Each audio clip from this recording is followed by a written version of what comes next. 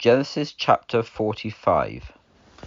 Then Joseph could not restrain himself before all who stood by him, and he cried out, "Make every man go out from me."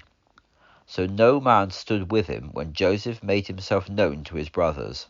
He wept so loudly that the Egyptians and the house of Pharaoh heard about it. Joseph said to his brothers, "I am Joseph. Is my father still alive?" But his brothers could not answer him, for they were dismayed in his presence. Joseph said to his brothers, "Please come over to me." And they came near. Then he said, "I am your brother Joseph, whom you sold into Egypt. Now do not be upset or angry with yourselves because you sold me here, for God sent me before you to preserve life. For these 2 years the famine has been in the land, and there are still 5 years in which there will be neither plowing nor harvesting. God sent me ahead of you to preserve you as a remnant on the earth and to save your lives by a great deliverance. So now it was not you who sent me here, but God. He has made me a father to Pharaoh and lord of his entire household and a ruler throughout all the land of Egypt. Hurry and go up to my father and say to him, 'This is what your son Joseph says. God has made me lord of all Egypt.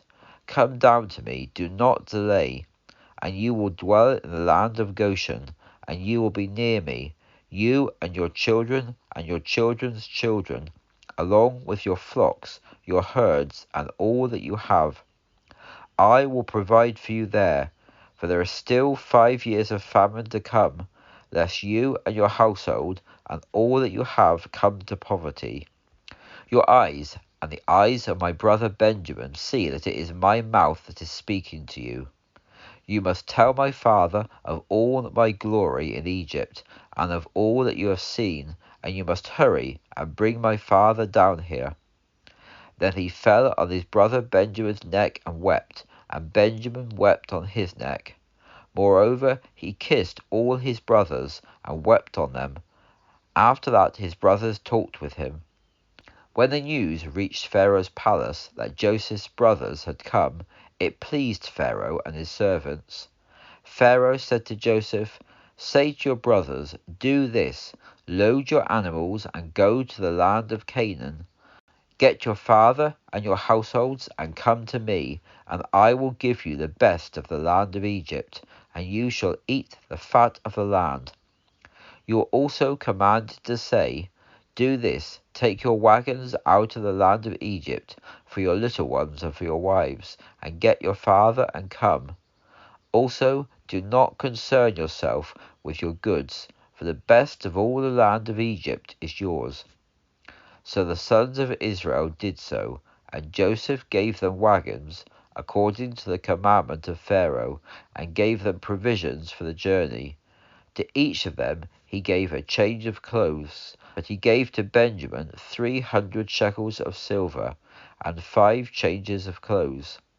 To his father he sent the following: 10 donkeys loaded with the best things of Egypt, and 10 female donkeys loaded with grain and bread and provisions for his father on the journey.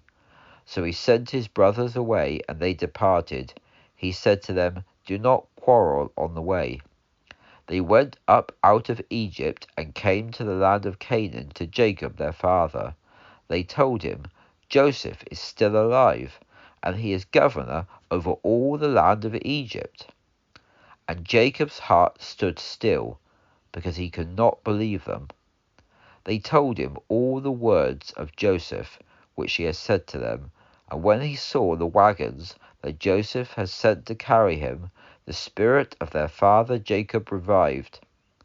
Then Israel said, "Enough! Joseph my son is still alive. I will go and see him before I die."